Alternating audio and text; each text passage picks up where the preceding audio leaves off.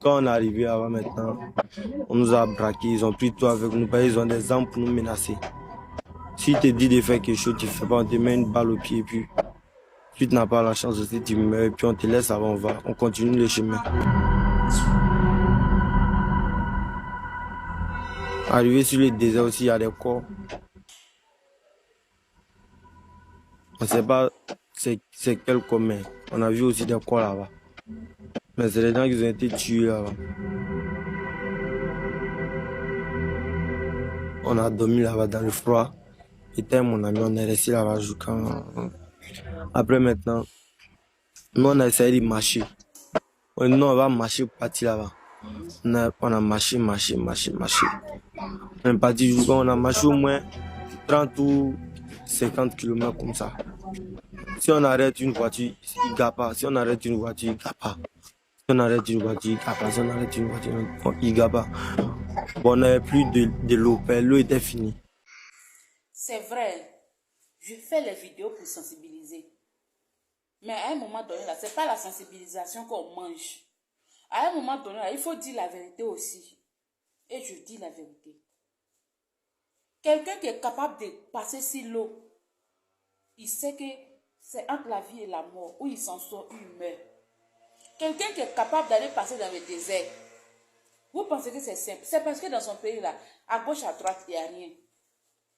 C'est parce qu'il n'y a rien.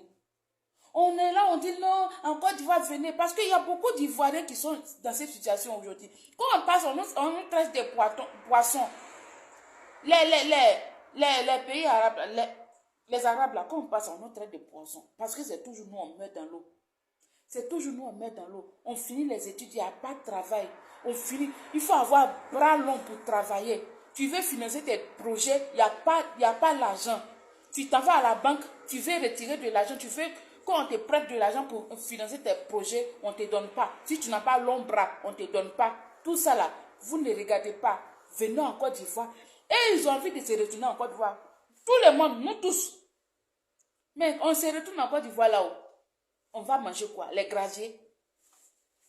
On va manger quoi? On dit le président Lassane dit que non, mes enfants n'ont qu'à se retourner en Côte d'Ivoire, les Ivoiriens n'ont qu'à se retourner en Côte d'Ivoire, il y a du boulot. Où est du boulot là? S'il y avait du boulot là-bas, là, qui allait venir dans un pays maghrébien? On sait qu'on souffre ici. Tout ça là, ça est dedans. Les gens qui viennent ici là, ce n'est pas leurs propres agents. Ce sont des gens du pays maghrébien. Ce sont eux qui les font venir. On les fait venir et puis ils viennent travailler pendant 1 an pour rembourser les agents. Quand ils finissent de rembourser, ils ne peuvent plus se retourner parce que la pénalité est déjà morte. Tu dois aller payer pénalité encore pour aller au pays. Tout ça, tu regardes, tu es obligé de risquer. Tu es tellement obligé de risquer au point où tu ne penses même plus à la mort. Moi où je suis là, la mort là, ça ne me dit plus rien. Aujourd'hui, tu manges avec quelqu'un, demain tu entends il est mort dans l'eau. Aujourd'hui, tu dors avec quelqu'un, demain tu entends il est mort dans l'eau. Donc ça ne me dit plus grand chose. Moi, je pense que non, c'est pas à nous de venir sensibiliser. Le président de la République nous voit. Il voit la situation. S'il envoie avion aujourd'hui dans les pays maghrébins pour dire mais les Ivoiriens n'ont qu'à rentrer au pays.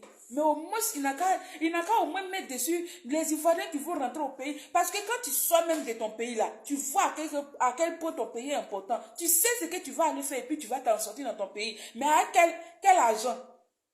Tout commence avec argent. Avec quoi? C'est pas les graviers, on va aller manger. Il doit juste dire, je envoie avion dans les pays maghrébins et quand vous allez arriver, je vais financer votre projet. Mais ça ne se passe pas comme ça. On doit aller au pays et puis aller recommencer la misère. Passer sur les gens. Les gens, tous ceux qui passent sur l'eau là, passer chez eux pour aller voir si c'est la richesse là-bas. C'est parce que dans la famille là, il n'y a rien et c'est eux qui doivent sauver la famille. C'est eux qui doivent sauver la famille. Et ils sont obligés de risquer leur vie. Moi, ma copine avec qui était où on faisait tout. Elle est partie. Avec son enfant de 7 mois. Elle est restée. Ça m'a complètement traumatisée. Au fait, je n'ai plus senti quand on parle de la mort même là. Je pense juste que ça demain passe et puis bon, on ne parle plus de ça. Et il y a eu tellement de trucs comme ça ici. Vous pensez que non, la Côte d'Ivoire est d'où venez en Côte d'Ivoire. Non, la Côte d'Ivoire est comme ça. Mais on vient en Côte d'Ivoire, on vient manger quoi? L'argent là, chacun en poche pour lui. On n'est pas prêt pour faire sortir, pour faire travailler les autres. Beaucoup qui sont ici. Il y a moi-même là. La France ne m'a jamais rien dit grand chose. Parce que je sais que dans mon pays là, on peut s'en sortir. Mais pour s'en sortir, il faut quelque chose. Et c'est ce que les gens seront fait. Excusez-moi pour le bruit. Je suis au bord de la route. Et c'est ce que les gens seront fait. Quand ils seront se chercher en Europe là, quand ils gagnent de l'argent, c'est ça, ils seront financer leurs projets en Côte d'Ivoire. Et si là-bas on finançait les projets déjà, qui allait se fatiguer pour aller dans un pays truc, pour aller se fatiguer, pour aller risquer sa vie. On est là, non, il y a là en Côte d'Ivoire, là en Côte d'Ivoire. Mais on fait comment? Et puis on ne voit pas l'argent là aussi. Hein?